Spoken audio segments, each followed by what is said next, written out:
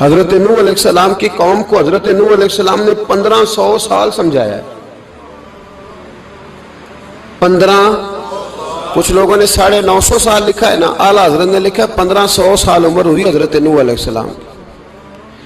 اللہ تعالیٰ بندے کو جلدی سزا نہیں دیتا، بلکہ قرآن مجید میں ایک جگہ رب کریم اس طرح بھی فرماتا ہے کہ جب بندے مجھے بھول جاتے ہیں تو میں ان کے لیے نعمتوں کے دروازے کھول دیتا ہوں.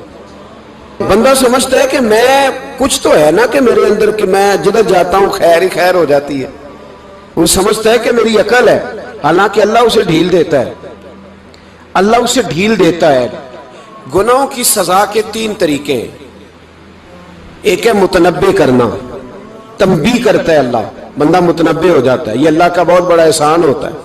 ایک ہوتا ہے مہلت دینا، اور ایک تیسرا ہوتا ہے اللہ خفیہ تدبیر کرتا ہے. تھوڑا سا سمجھیے گا، انسان پر کوئی آزمائش آئی، فوراً اس کی چھٹی اس نے کہا کہ وہ فلان جگہ غلطی کی تھی تب ایسا ہوا ہے. ہوتا ہے نا کئی دفعہ آواز آتی ہے نا اندر سے، چلیں بول دیں کچھ نہیں ہوتا آپ کو. اللہ جانتا ہے یہاں کوئی کچھ نہیں کہے گا آپ کو، اور ہماری تو ویڈیو بھی نہیں گھومتی، یعنی خبر بھی نہیں ہو کہ کس نے ہاں کر دی کس نے نہ کر دی. آپ بغیر ٹینشن کے بات چیت کریں، آج کچھ نہیں ہوتا ہے انشاءاللہ تعالی. آتی ہے اندر سے آواز. میں آپ سے اس لیے ان چیزوں کی تصدیق کراتا ہوں کہ باقیوں کو بھی آتی ہے کہ نہیں، اس لیے تصدیق. کبھی کوئی کسی جگہ انسان پریشان ہوتا ہے تو محسوس کرتا ہے کہ وہاں مجھ سے ہوتا ہے نا جی، جس کو یہ نصیب ہو جائے بڑا خوش نصیب آدمی ہے. حضرت مولا علی فرماتے ہیں اگر تجھے دنیا میں سزا مل گئی تو بچ گیا ہے، سمجھ پھر اللہ کرم کرے گا، آخرت میں سزا نہیں دے گا. اور یہ یاد رکھ لے، وما اصابکم من مصیبت فبما کسبت ایدیکم ویعفو عن کثیر. اللہ فرماتا ہے دنیا میں تجھے جو بھی تکلیف پہنچتی ہے وہ تیرے ہاتھوں کے کرتوتوں کی وجہ سے پہنچتی. ویعفو عن کثیر، فرمایا کثیر گناہ تو میں ویسے ہی معاف کر دیتا ہوں. یہ جو تیری زندگی میں دکھ ہے نا، یہ بھی میری قلیل سزائیں ہیں. یہ کثیر پر سزا، یہ قلیل ہے. قلیل یہ جو تمہاری زندگی میں تکلیفیں، انسان کو سزا ملتی. حضرت فضیل بن عیاض رحمۃ اللہ تعالی علیہ گھوڑے پہ بیٹھے تھے، گھوڑا شرارت کرنے لگ گیا، اچھلنے لگ گیا، کودنے لگ گیا. تو حضرت فضیل بن عیاض نیچے اترے، ایک کونے میں جا کے نماز کی نیت باندھ لی، 2 رکعت نماز پڑھی، پھر دیر تک استغفار پڑھتے رہے، روتے رہے، دعا کرتے رہے. واپس آئے، خادم عرض کرنے لگے حضور سمجھ نہیں آئی، گھوڑے نے تھوڑی سی شرارت کی، وہ بدکا ہے، آپ نے اس کو چھوڑا ہے اور چھوڑ کر کے آپ نماز میں لگ گئے. تو حضرت فضیل بن عیاض فرمانے لگے جب بندہ اللہ کی نافرمانی کرتا ہے نا تو جو چیزیں اس کی فرما بردار ہوتی ہیں وہ اس کی نافرمانی کرنے لگ جاتی. تو مجھے محسوس ہوا تھا کہ میں نے کہیں اللہ کی نافرمانی کی ہے، اس لیے ایسا ہوا ہے کہ میرے گھوڑے نے میری، تو میں توبہ کرنے لگا ہوں. اور اب دیکھتا ہوں بیٹھ کے بھلا کیا ہوتا ہے. میں نے سچی توبہ، حالانکہ مجھے یاد نہیں کہ میں کہاں بولا، پر کھری اور سچی توبہ کی. دوبارہ گھوڑے پہ بیٹھے تو گھوڑا بالکل صحیح ہو کے ساتھ چلنے لگ گیا. میرے بھائی جب یہ تنبیہ ہے اللہ کی طرف سے، یہ متنبع کیا جاتا ہے کہ تو بعد آ جا. بہت ساری جگہوں پہ انسان کو وقتی طور پر اگر سزا مل جائے، نبی پاک علیہ السلام کی خدمت میں ایک صحابی آئے، بات مضبوط کر دوں، واقعہ سنایا ہے نا تو کچھ لوگ سمجھتے ہیں کہ یہ واقعہ ہے، تو میں ایک حدیث پاک امام بہقی کی لکھی ہوئی عرض کرتا ہوں. نبی پاک علیہ السلام کے ایک صحابی آئے اور ان کا سر پھٹا ہوا تھا، خون بہ رہا تھا. سرکار نے فرمایا کیا ہوا؟ عرض کی حضور ایک عورت جا رہی تھی، میری نظر پڑی، ابھی نظر پڑی ہے کہ میرے آگے ستون آ گیا تو میرے سر پہ لگ گیا. نبی پاک صلی اللہ علیہ وسلم نے فرمایا تیرے لیے خوشخبری ہے، اگر دنیا میں تیری غلطی کی تجھے سزا ملی ہے تو پھر رب تجھے قیامت میں سزا نہیں دے گا. پھر اللہ قیامت میں سزا، بعض گناہ ایسے ہیں جن کی یہاں بھی سزا ملے گی اور وہاں بھی ملے، لیکن میرے بھائی پہلی بات یہ ہے کہ اللہ تعالیٰ اس غلطی کی یہی سزا دے لے اور دعا فرمائے اللہ تبارک و تعالیٰ یہاں بھی معافی عطا فرمائے وہاں بھی معافی عطا فرمائے، اللہ درگزر ہی فرمائے. لیکن میرے بھائی ایک تو یہ سزا، ایک سزا یہ ہوتی ہے کہ انسان جب گناہ کرنے لگتا ہے تو اللہ نعمتوں کے دروازے کھولتا ہے، مہلت دیتا ہے. 500 سال تک فرعون کو مہلت دی. کتنے؟ یہاں جو 5 سال حکومت کر لیتا ہے وہ کہتا ہے سب سے قابل میں ہی ہوں، مجھے مہلت جو ملی ہوئی ہے، 500 سال مہلت دی اللہ تعالیٰ نے. اور فرعون کی قوم پر پتہ عذاب کس طرح کیا آئے تھے؟ ٹڈیاں مسلط کر دی اللہ نے. یہ گھومتی نہیں چھوٹی سی، ہم اپنی زبان میں اس کو کچھ لوگ مختلف ناموں سے یاد کرتے ہیں، کوئی مکڑی کہتا ہے، کوئی کچھ کہتا ہے. مسلط کر دی، جاتی نہیں. ان پر بنی اسرائیل کے ان مقابل جو فرعون کی قوم تھی ان پر الزام اس طرح کا عذاب آیا کہ مینڈک مسلط کر دی اللہ تعالیٰ. برتن کھولتے تھے اندر مینڈک نکلتا تھا، دنیا کی ہر دوائی استعمال کرتے تھے لیکن مینڈک نکل آتا تھا. تھوڑا سا سمجھا کریں چیزوں کو. ہمارے رنگ نہیں زیادہ گورے کہ ہم پر عذاب نہیں آتا. کوئی بہت زیادہ اللہ تعالیٰ معاف فرمائے دولت نہیں جمع کرا بیٹھے شاہی خزانے میں کہ ہم سے پوچھا نہیں جائے گا. یہ مہلت ہے، مہلت کو مہلت سمجھو. پھر جب پکڑ آتی ہے نا اللہ کریم کی، میں نے دیکھا ہے کروڑوں روپیہ، 6 اولادیں. ایک شخص کے بچے باہر سے آ رہے تھے، وہ بندہ بیمار تھا. مجھے کہنے لگا حضرت جی دعا کریں میں ان کے آنے سے پہلے مر جاؤں ورنہ آ کے مجھے مار دیں گے. دعا کریں. اتنی بے سکونی، کروڑوں روپیہ پڑا ہے تو یہ عذاب نہیں؟ کوئی ضروری ہے کہ پتھر ہی برسیں گے تو سمجھ آئے گی؟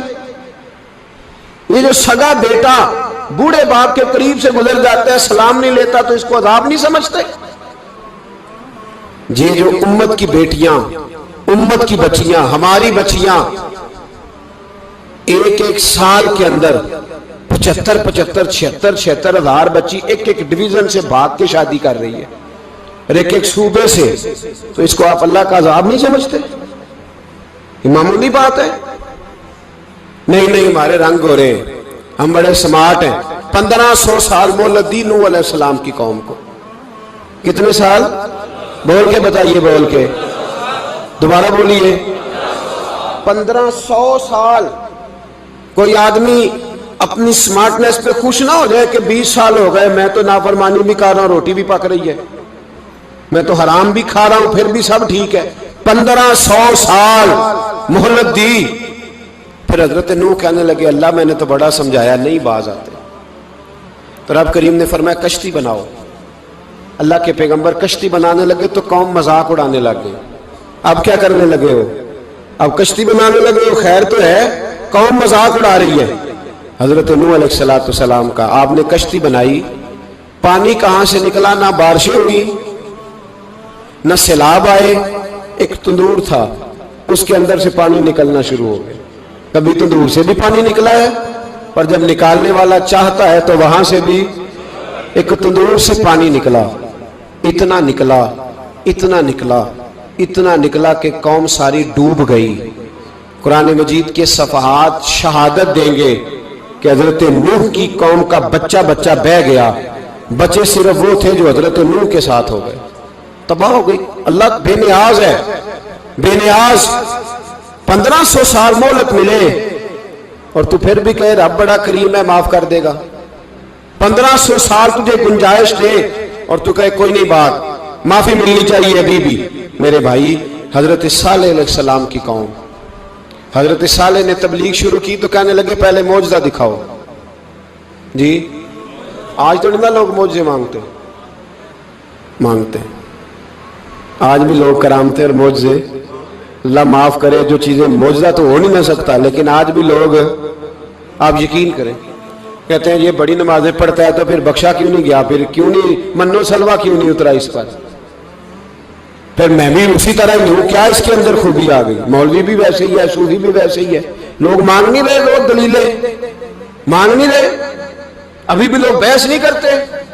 کیا فرق آ گیا جی، ویسے ہی ہیں سارے. اللہ تعالیٰ سے ڈرنا چاہیے. ہمیں سامنے والے کی طرف دیکھ کر صحیح ہونے کا حکم نہیں ہے، ہمیں اپنی اصلاح کا حکم ہے. اپنی طرف دیکھ کے اپنے آپ کو ٹھیک کرنے کا. الزام لگا کے گزر جانا اس کا کوئی مطلب. سنو اور یاد رکھو.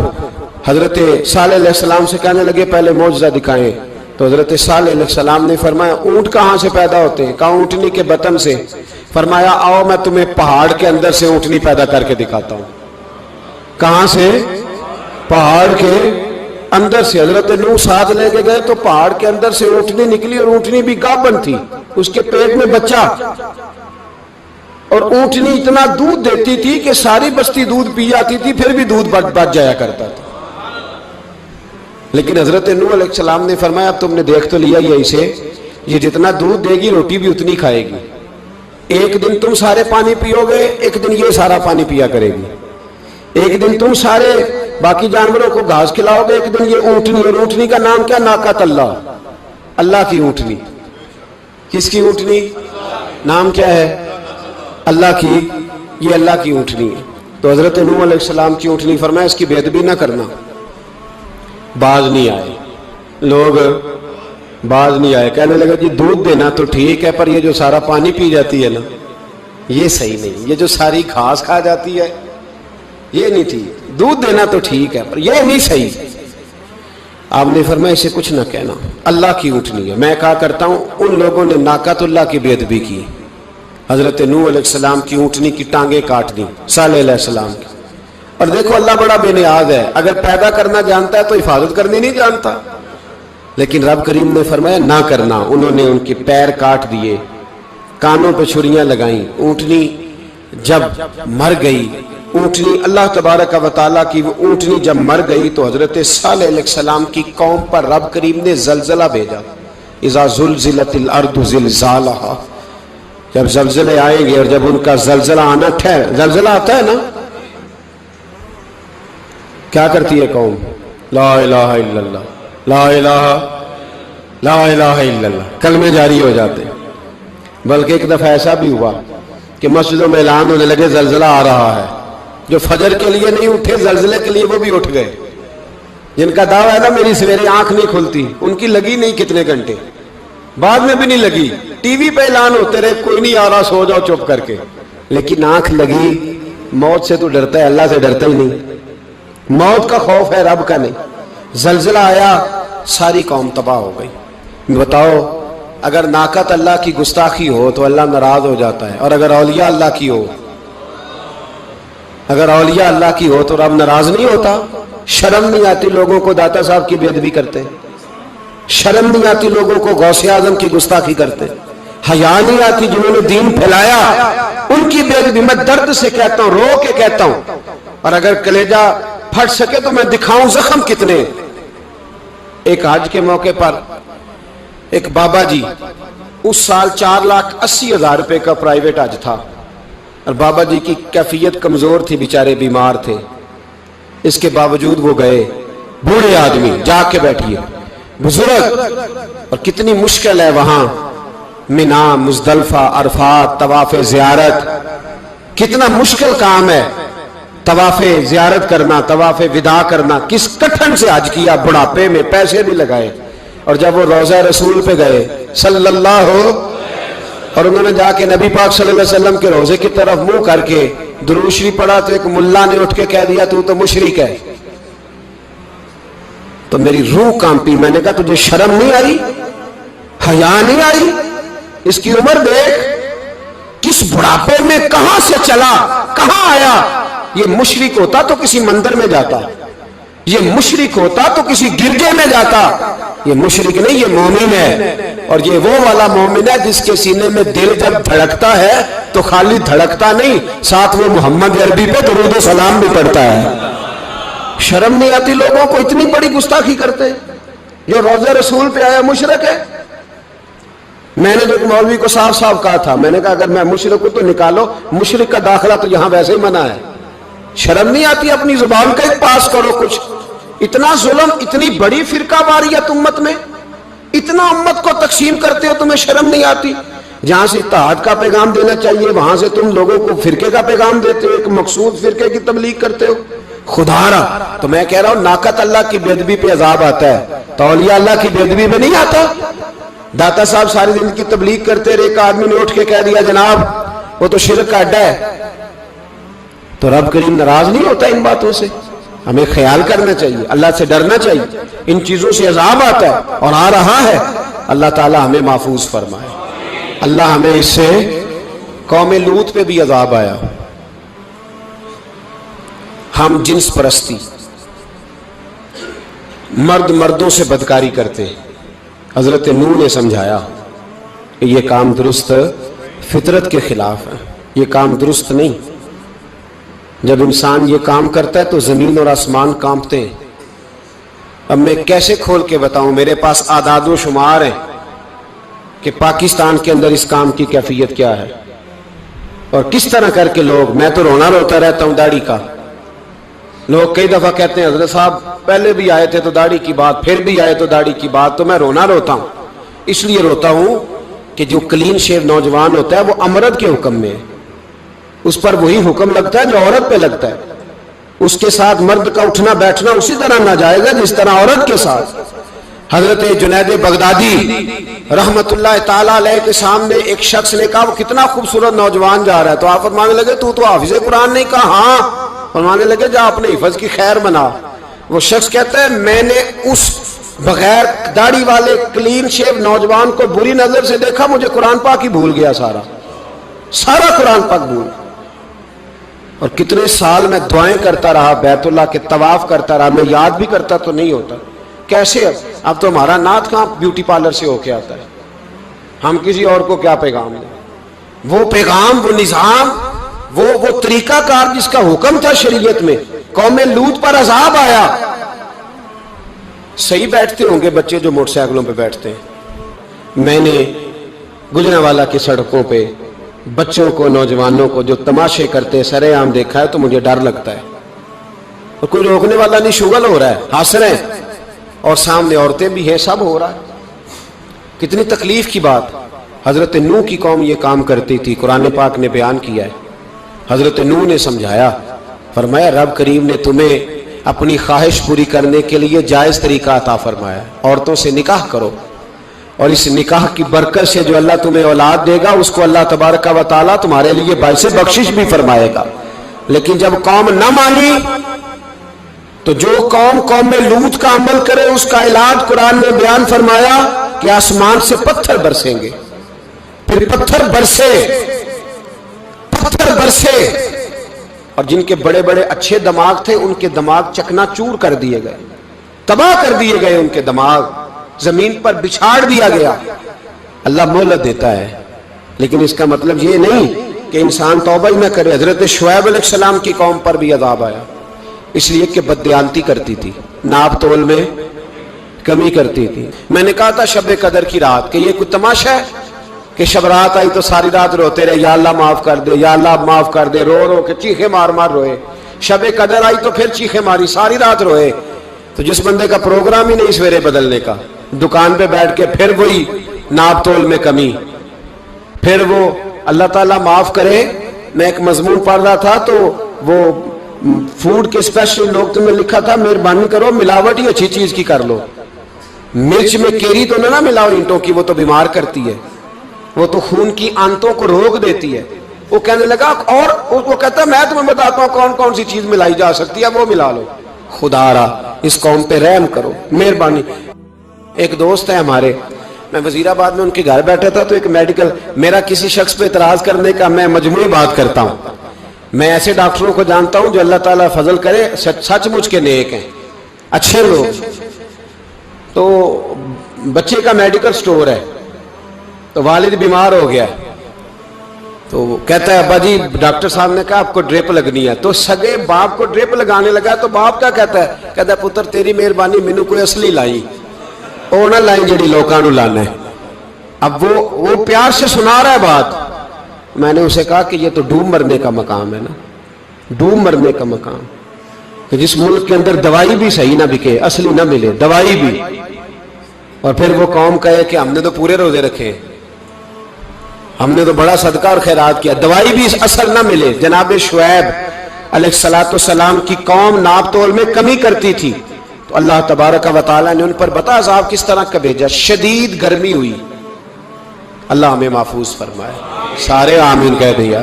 دیکھیں کتنا اچھا موسم کر دیا رب کریم، اللہ ہمیں محفوظ فرمائے، اللہ رحمت فرمائے۔ شدید گرمی کی لہر آئی، باہر اتنی گرمی ہوئی کہ لوگ اپنے گھروں میں گھس گئے۔ جس طرح سورج کی شعائیں گھروں کے اندر داخل ہو جاتی ہے، اس طرح گرمی کی لہر اندر داخل ہوئی، اور جس طرح کسی کو آگ لگ جائے تو وہ آدمی اچھلتا کودتا ہے نا، اس طرح یہ لوگ اچھلنے لگے اور اچھل کود کے مر گئے۔ جرم کیا تھا؟ ناپ تول میں کمی کرتے۔ حضرت داؤد کی قوم بھی تباہ ہوئی۔ جرم کیا تھا؟ ہفتے والے دن مچھلیاں نہیں پکڑنی تو یہ پکڑتے تھے۔ حکم ہے نا مسلمان کو نماز کے ٹائم کوئی اور کام نہیں کرنا، نماز پڑھنی ہے۔ میرا خیال ہے مسلمان تو فٹافٹ آ جاتے ہیں، سارے ہی پہنچ جاتے ہیں نا مسجدوں میں۔ ہلکا ہلکا بول رہے ہیں آپ، کیوں نہیں پہنچتے؟ اگر حضرت سیدنا، اور پتہ انہیں سزا کیا ملی؟ اللہ نے فرمایا اس ٹائم عبادت کرنی ہے، کام نہیں کرنا، وقت نہیں ہے کام کا۔ انہوں نے مچھلیاں پکڑی، 12,000 لوگ تھے۔ پتہ ہے مالک نے سزا کیا دی؟ بندر بنا دیا اللہ کریم۔ قرآن مجید کا پہلا سپارہ پڑھے، فَجَعَلْنَاهَا نَكَالًا لِمَا بَيْنَ يَدَيْهَا وَمَا خَلْفَهَا۔ اللہ فرماتے ہیں پچھلوں کے لیے بھی عبرت بنا دیا، بعد والوں کے لیے بھی عبرت، نشان عبرت بنا دیا۔ بندر بن گئے، اور جو ان کے دوست جو بچ گئے تھے ان کے پیر چومتے تھے، روتے تھے۔ 3 دن بندر بن کے زندہ رہے۔